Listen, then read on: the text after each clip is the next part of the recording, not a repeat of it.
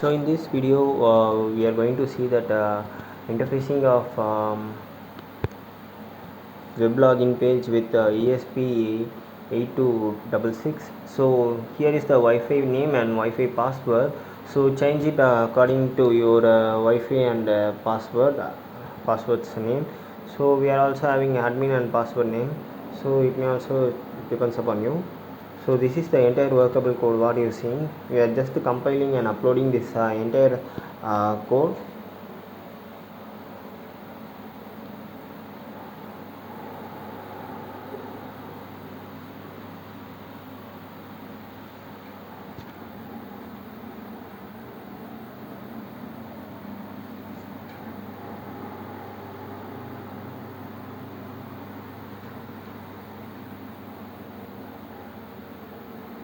So hence the serial monitor result is there. So copy the IP address and put it in the web page and just click the OK and login successful result is appear.